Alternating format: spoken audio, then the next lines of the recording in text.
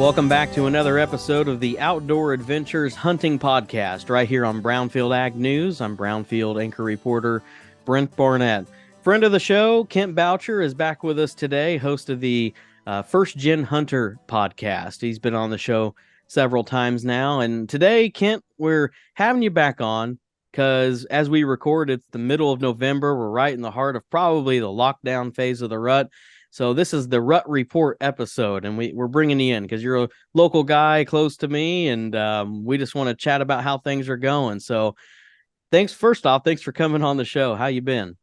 Yeah, for sure. Well, it's always an honor to be on your show, Brent. And I can never get tired of talking deer hunting. So I'm always happy to hop on. And it is, we call it the most wonderful time of the year as deer hunters, and it's really the heart of the rut right now. The more hunting I do, the more ruts I hunt. I start to recognize some of the different intricacies of what goes on, back in uh let's see here, the couple days leading up to Halloween is really when you started to get some of that. I know we classify it as pre-rut behavior, but I mean it's all built around the rut. What's going on in a buck's body hormonally and responding to that different photo period and everything that gets a buck into a ruddy mindset really kicked off those days leading up to Halloween. I think when we look back at the 2023 deer season, we'll probably, those of us that hunted in that time frame, will probably say those were the very best days of the deer season. And somebody that I know you've had on the show before who, is really just one of the greatest minds in all of deer hunting is Bill Winke. And I watched his weekly, I guess you kind of call it like a weekly update video leading into that week. And that was what he said. He's like, guys, with this massive cold front that we have moving in, and just lining up time wise with where the deer are biologically speaking, they're going to be crazy. And they were. I was out one of those nights, and I have a farm that I hunt that I think I've described it before on this podcast, where when the corn is standing, we can have pretty good deer numbers, but as soon as that corn goes down, the farm loses so much of its habitat that those numbers just drop off. And with the early harvest that we had in our area this year, it was a really tough October. I'd seen maybe 3 bucks. I'd been out, probably 6, 7 times at that point. And then I hit that one magical night on I think it was October 28th, and I think I saw 7 bucks in that one night, just everywhere. I mean, it was beautiful. Well, then, that lasts for basically 2 days. I shot a doe, and and I was lucky enough to find her right away and everything, and get a nice, doe harvest the next night. And I saw, still a good handful of deer out. And then it really just dried up after that. And even from just being out driving around, talking with friends, it's been such a warm November. I think we've had maybe 5 or 6 frosty mornings. And we just haven't had that cold weather that allows the deer to have the really kind of the endurance to be up and running around. We can kind of sympathize with them a little bit, or empathize with them a little bit, when we have to put all of our heavy gear on for an all-day sit and walk out to the tree stand in the morning. By the time we get there, we're sweating, buckets, and then when you got to walk out in the evenings when it's even warmer, you kind of get an idea of what's going on for the deer. They got their winter coats on, and they're, and it hits 65. Today when I was in the stand, it got all the way up to 68. That's pretty warm for deer that are built to be laying out in the snow when it's 20 below zero. It's going to slow them down. And so all that to say, I really feel like the rut behavior this year has been quite muted. I think I would advise people, because even now it's not supposed to cool off again until Friday, and like you said, we're kind of in and out of this lockdown. I think we had a lockdown phase on Saturday. Friday night, I saw two giants out on my way home from work. I saw one of the biggest bucks I've ever seen in my life, period, driving or hunting. And minimum high 170s, and that's on a conservative side. I'm telling you, Brent, he had G2s that were 20 inches above his ears. I mean, just an absolute freak. And he was out tending this doe and waterway. And then I saw a 165 class about 5 miles further down the road, again, following a doe around. And then, boom, Saturday, I drove from central Iowa to Illinois Friday night. And so then I had to drive. My family and we went to the Iowa Hawkeye game on Saturday. So we drove all the way, from Illinois, Quad Cities area back to Iowa City. And I don't think I saw a single deer out. And, normally along that drive, you can see quite a few deer if it's at prime time. And then the next day, Sunday, I left at 6:30 in the morning or 7 in the morning and drove back to central Iowa. And I don't think I saw a single deer. So I'm driving at prime time during the rut and not a single deer.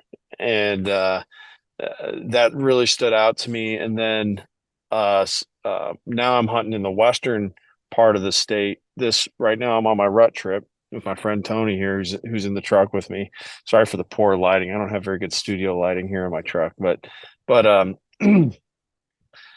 we drove from central Iowa all the way to the western end of Iowa, and I don't think we saw a single deer out chasing then either.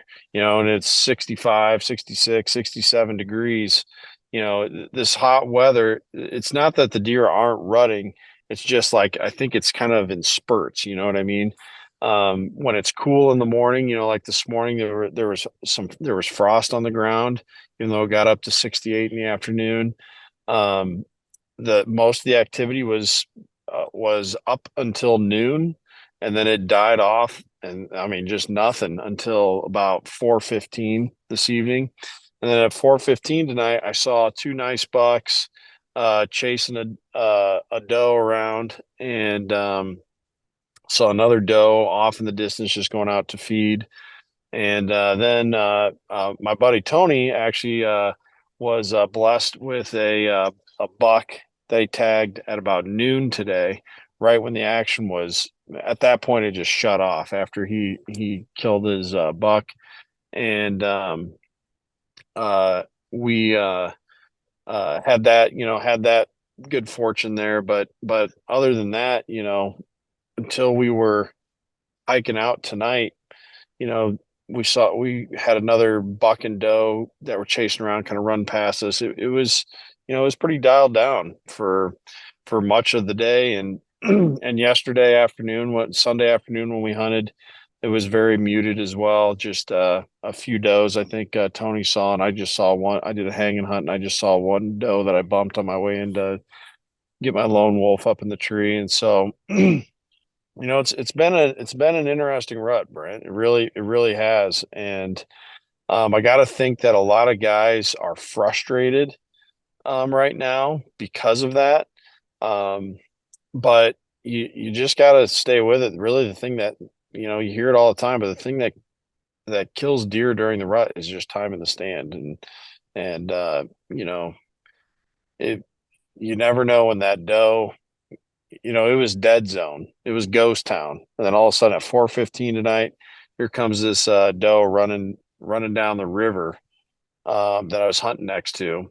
I was hunting this river bottom area, and here comes a doe just splashing right down the river. And here's a big old 10-point chasing her, and then an 8-point who's been bedded, probably 40, 50 yards away from me all afternoon. He's up and now he's chasing, and so it felt like I was totally out of the game. And then boom, the next second, you're back in it. And so, um, I guess I'd encourage people to keep their hopes up and stay vigilant and have your gear ready to go. And, when that moment presents itself, time to capitalize.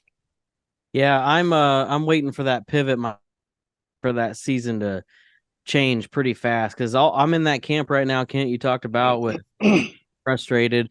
So I've been out several times this year in multiple pieces of public, different areas, and I've had a total of one deer in bow range, and that was Mm-hmm. just a lone doe by herself. And so it's been a little frustrating, but keeping a positive attitude and still just enjoying time in the outdoors. I will say several times I've been on my walk out, wherever I'm at, and I'll see, plenty of deer feeding through like my Mm-hmm. camp, in the dark, out feeding in the fields. And, if we're out driving around here recently, it just seems like we're seeing a lot of does grouped up too, feeding in the Yeah. evenings. It's just kind of interesting. You hear about just how hot the rut can be. And I think there's a narrative that if you're out there during the rut, it's just jam packed action all day. But man, I tell you what, it can get really slow and kind of boring at times. It can be really Oh bad. yeah. Yeah. It's one of those things where either you're all the way in it or you're all the way out of it. There's not, a lot of people that they love hunting the rut, and I plan a rut trip every year just because I've identified a good place where I just know from historical, information, data that I've gathered on this place where I hunt, that the same time of the year, it's just good. And whereas, a lot of the other farms that I hunt, I know that that's not true. And um, I've tried hunting those places during the rut, and it, like you said, it can just be so frustrating. And that's why, honestly, I like hunting October the best, because almost every farm has deer, and every deer is on a bed to food pattern, and you can figure that out. You know what I mean? And if you get a big cold front, you're gonna be seeing deer out. I don't care where you are, as long as you got some semblance of deer habitat, you're going to be seeing deer. But that is not the case during the rut. You can be in the most prime deer habitat area, but if the rut is not happening there, you are out of it. And maybe one tip I would have is uh, try to change. And this isn't specific for anybody. This is just in general. This is something I tell myself too. Sometimes I have to change my thought process of quit hunting bucks and hunt the does. Um, because the does are the closest thing to normal during the rut, like obviously when a doe is hot, she's just as freaked out and going bonkers as all the bucks are. But a lot of the does, you know, are still kind of doing their normal thing, and that can help key you into um, where are these bucks going to be scent checking, trying to get downwind of doe bedding. And so if you can kind of figure out where's the good doe habitat and try and hunt that habitat, then you will naturally be hunting bucks that are going to check out that doe habitat. Something interesting that happened, that really, I think, became the slam dunk for my friend Tony today, was he did some rattling, and there happened to be a doe who was just like coming into heat. In fact, she's probably going to be ready to be bred either late tonight or she's in the final hours of just being in full heat. Still doing a lot of chasing around. I watched her. She was that doe that I watched for a while tonight, but she was still early enough into coming into heat that she was hanging out with the other does. And so when Tony rattled, she lured the other group of does. I think he said seven does, wasn't it, Tony? Seven does came running into his stand to check out the rattling.